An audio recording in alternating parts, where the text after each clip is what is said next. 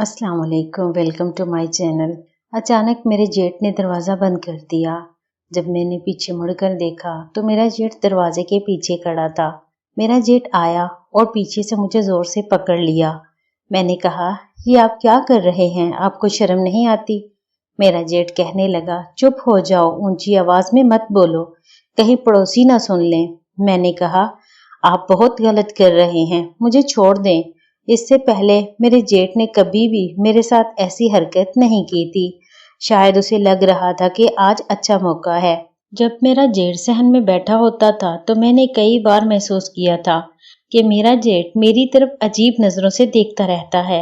मुझे अक्सर शक होता था कि कहीं मेरा जेठ मुझ पर बुरी नजर तो नहीं रखता, लेकिन आज मेरी ये बात सच साबित हो गई। वाकई मेरा जेठ काफी अरसे से मुझ पर नजर रखे हुए था। मेरे जेठ ने मुझे पकड़ लिया और जबरदस्ती बिस्तर पर गिरा दिया। मेरी शादी हुई तो मैं बहुत खुश थी, क्योंकि मेरे शोहर के हिस्से में काफी जमीन आती थी। मैं यही सोचती थी कि अब मेरी जिंदगी बड़ी आराम और खुशहाली से गुजरेगी। मेरा शोहर दो भाई थे। उनका बड़ा भाई राशिद शादीशुदा नहीं था, यानी मेरा जेठ राशिद कंवारा था। मेरे शोहर की एक बहन ज़ैनब भी थी, जो जहनी तौर पर कुछ कमजोर थी, इसलिए ज़ैनब भी गैर शादीशुदा थी। मेरी सास ने शादी से पहले ही मुझे कह दिया था कि सारी उम्र मेरी बेटी ज़ैनब की देखभाल तुम्हें ही करनी होगी, क्योंकि ज़ैनब अपने मामूलात खुद संभालने के काबिल नहीं है। मेरे शोहर का नाम आसिम था। मैं और आसिम एक दूसरे के साथ बहुत खुश थे। मेरा जेठ राशिद ट्रक ड्राइवर था, इसलिए वो कई कई दिन बाद घर आता था, जबकि मेरे शोहर नौकरी करते थे और रोज घर ही रहते थे। जब भी मेरा जेठ घर आता तो मुझसे अपनी बहुत खिदमत करवाता। मेरा जेठ खुद बताता कि आज कौन सी सब्जी बनानी है, और उस दिन मेरे जेठ की पसंद का खाना बनता था। जितने दिन मेरा जेठ घर रहता, खाने पीने का सारा निजाम उसी की मर्जी के मुताबिक चलता था, क्योंकि मेरा जेठ हमें जमीन में हिस्सा देने वाला था। दूसरी बात ये कि मेरा जेठ घर के लिए पैसे भी लेकर आता था। मेरे शोहर को सिगरेट पीने की आदत थी। मेरी सास उन्हें सिगरेट के लिए कभी पैसे नहीं देती थी। वो कहती थी कि मेरे पास ऐसे फजूल कामों के लिए पैसे नहीं हैं। मुझे अपनी बेटी का हिस्सा भी संभाल कर रखना है। लेकिन मेरा जेठ मेरे शोहर को सिगरेट के लिए पैसे दे देता था। इसी वजह से मेरे शोहर अपने बड़े भाई को बहुत अच्छा समझते थे। मैंने कई बार अपने शोहर से कहा कि जब भी आपका भाई घर आता है, अपनी फरमाइशें शुरू कर देता है। मैं सारा दिन उसी की खिदमत करते करते थक जाती हूँ। मेरे शोहर कहते, फजूल बातें ना करो, आखिरकार सब कुछ भाई ने हमें देना है। भाई जैसा कहता है वैसा ही किया करो। ये ना सोचो कि वो सिर्फ तुम्हारा जेठ है, इस घर का असल मालिक भी भाई है। अगर भाई हमसे नाराज हो गया तो जमीन का आधा हिस्सा भी चला जाएगा और घर में भी हिस्सा मांग लेगा। इसलिए जो कुछ भाई कहे वही बनाकर खिलाया करो। अगर भाई आधी रात तक जागते रहे तो जब भी भाई खाना खाए उस वक्त भाई को रोटी देकर फिर सो जाना। मैंने कहा, मुझसे इतनी गुलामी नहीं होती, उसकी माँ जिंदा है, अगर खिदमत करनी है तो वो करे, मैंने कोई ठेका नहीं लिया हुआ। मेरे शोहर बोले, तुम औरतों वाली जिद ही करती रहती हो। अगर भाई ने अपना आधा हिस्सा मांग लिया तो फिर क्या करोगी? आधे घर और आधी जमीन में जिंदगी गुजारनी पड़ेगी। इसीलिए मैं बार बार तुम्हें समझाता हूँ। मैंने कहा, ठीक है, जैसा आप कहते हैं वैसा ही करूंगी। मेरी सास भी यही कहती थी कि मैं अपने जेठ की पूरी इज्जत और खिदमत करूं। एक दिन मेरी सास अपनी बेटी को लेकर अपने मैके चली गई। जाते हुए उसने मुझसे कहा, मेरे जाने के बाद मेरे बड़े बेटे का खास ख्याल रखना, क्योंकि राशिद ने अभी 1 महीना यहीं रहना है। ये सुनकर मुझे बहुत अफसोस हुआ कि अभी 1 महीना और जेठ की खिदमत करनी पड़ेगी। मेरी सास ने मजीद कहा, मेरे वापस आने तक मुझे तुम्हारी कोई नई शिकायत नहीं मिलनी चाहिए कि तुम लोग उसे खाना नहीं देते। तुम्हारा जेठ खाने पीने का बहुत शौकीन है, जो कुछ मांगे बना दिया करो, वो तुमसे खुश रहेगा। एक दिन मेरा जेठ आधी रात को घर आया। उस वक्त मेरे शोहर सो चुके थे। मेरा जेठ बाहर वाली बैठक में जाकर बैठ गया, क्योंकि वही सोता था। जब मैं जेठ के लिए रोटी लेकर गई तो मेरा जेठ मुझे कमरे में कहीं नजर न आया। मेरे हाथ में खाने की थाली थी। मैं पूरे कमरे में मेरे जेठ को आवाजें देती रही, मगर मेरा जेठ कहीं दिखाई नहीं दिया। बिस्तर भी खाली पड़ा था। अचानक मेरे जेठ ने दरवाजा बंद कर दिया। जब मैंने पीछे मुड़कर देखा तो मेरा जेठ दरवाजे के पीछे खड़ा था। मेरा जेठ आया और पीछे से मुझे जोर से पकड़ लिया। मैंने कहा, ये आप क्या कर रहे हैं? आपको शर्म नहीं आती? मेरा जेठ कहने लगा, चुप हो जाओ, ऊंची आवाज में मत बोलो, कहीं पड़ोसी ना सुन ले। मैंने कहा, आप बहुत गलत कर रहे हैं, मुझे छोड़ दें। इससे पहले मेरे जेठ ने कभी भी मेरे साथ ऐसी हरकत नहीं की थी। शायद उसे लग रहा था कि आज अच्छा मौका है। जब मेरा जेठ सहन में बैठा होता था तो मैंने कई बार महसूस किया था कि मेरा जेठ मेरी तरफ अजीब नजरों से देखता रहता है। मुझे अक्सर शक होता था कि कहीं मेरा जेठ मुझ पर बुरी नजर तो नहीं रखता, लेकिन आज मेरी ये बात सच साबित हो गई। वाकई मेरा जेठ काफी अरसे से मुझ पर नजर रखे हुए था। मेरे जेठ ने मुझे पकड़ लिया और जबरदस्ती बिस्तर पर गिरा दिया। मैं मुसलसल कहती रही, मुझे छोड़ दे। उसने मेरा हाथ पकड़कर कहा, देखो, मेरा भी दिल करता है, मेरी भी कुछ ख्वाहिशें हैं। मैं किसके साथ अपनी जिंदगी गुजारूं? तुम तो हमेशा मुझसे दूर दूर भागती रहती हो। जब भी मैं तुम्हारी तरफ देखता हूँ तुम फौरन अपना चेहरा दुपट्टे से ढांप लेती हो। मैं मुसलसल उसे मना करती रही, लेकिन मेरा जेठ बाज ना आया। उस रात जो कुछ हुआ उसके बाद मेरे जहन में बार बार यही ख्याल आता रहा कि अगर मैं मेरे जेठ की मुखालफत करूं या कोई बात कह दूं तो कहीं मेरा जेठ अपनी जमीन और घर का हिस्सा अलग न मांग ले। इसी खौफ की वजह से मैं पूरी रात खामोश रही। बाद में मैंने मेरे जेठ से पूछा, आपने कुछ खाया भी है? मेरा जेठ हंसकर कहने लगा, बगैर खाए ही मेरे अंदर इतना जोश है, सोचो अगर खाना खाकर आता तो क्या होता। मैं आधी रात तक वहीं रही।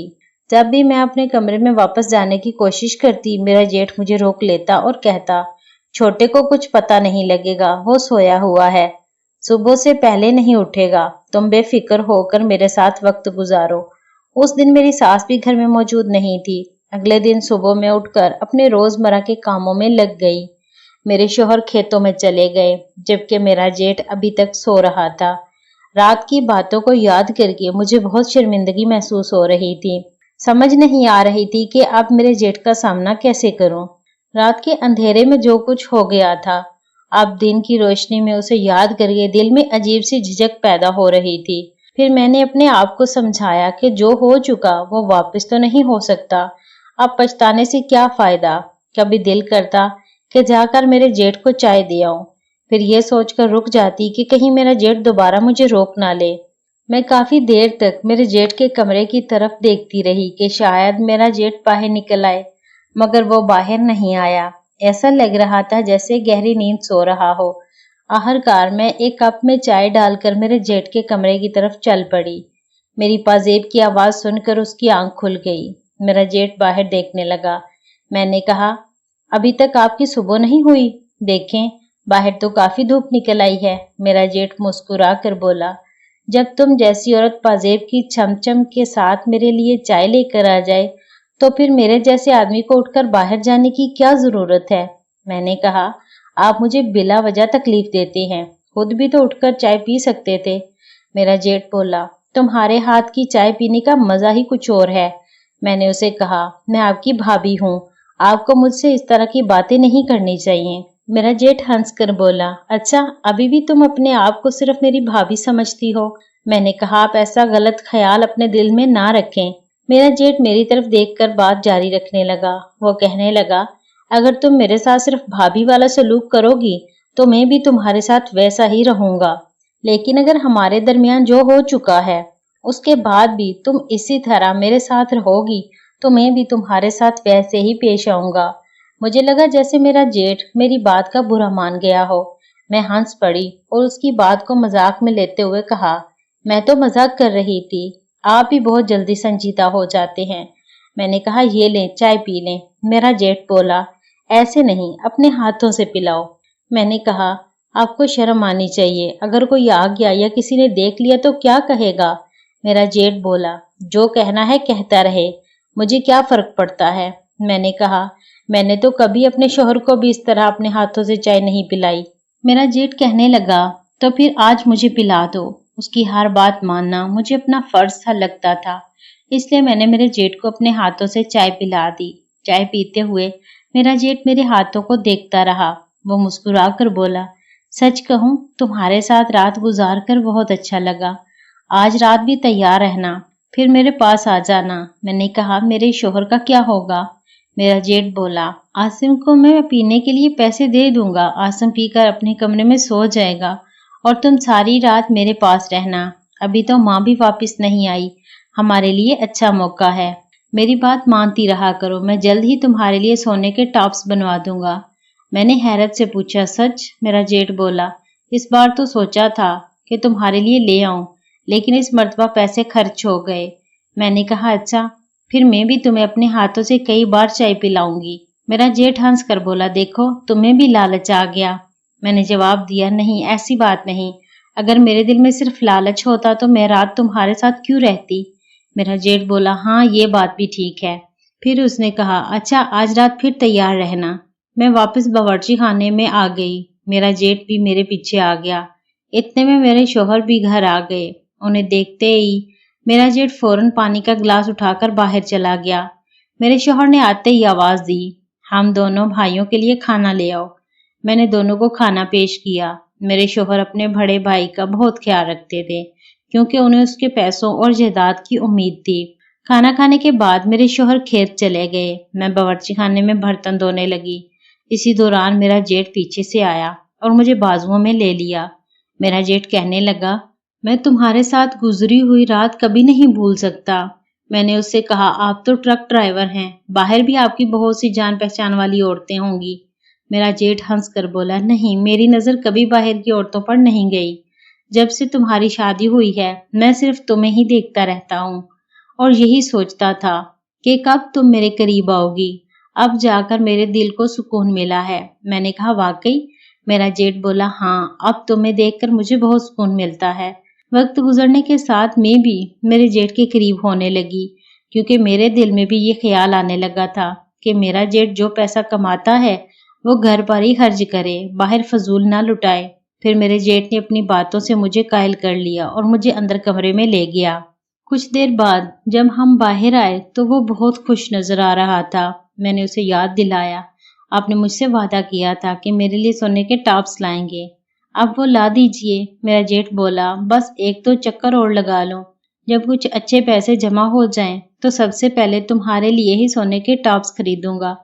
मैं उसकी बात सुनकर खुश हो गई। मैंने उसे रवाना कर दिया और कहा कि जाकर ट्रिप का पता करो और ट्रक लेकर चले जाओ। जब वो जाकर मालूम करके आया तो उसे एक ट्रिप मिल गया और मेरा जेट ट्रक लेकर रवाना हो गया। उसे गए हुए 10 दिन गुजर गए थे।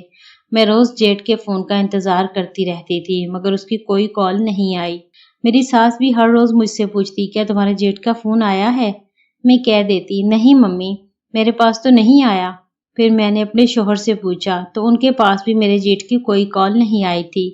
जब मैं खुद फोन करती तो मेरा जेठ सिर्फ एक दो बातें करके फोन बंद कर देता था।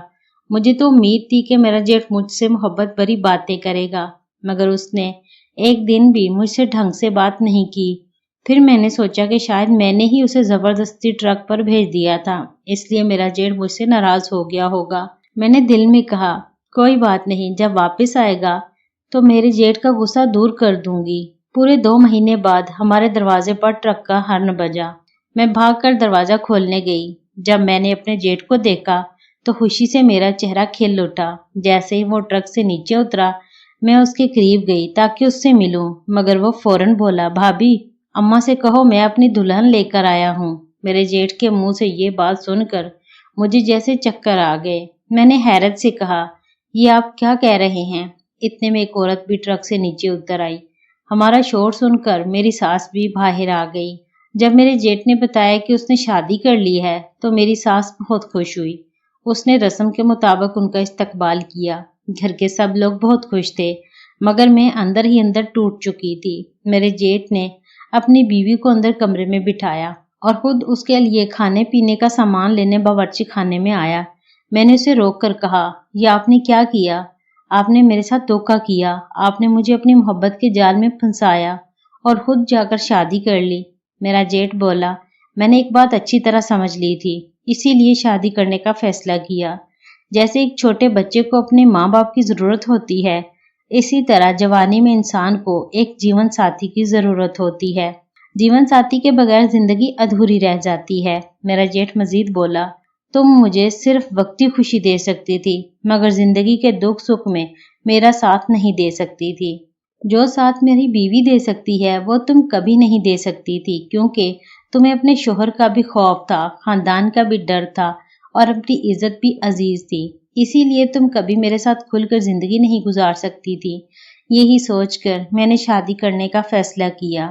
میرے جیٹ نے شادی کر کے اپنا گھر بسا لیا، لیکن میں اندر ہی اندر کڑتی رہی۔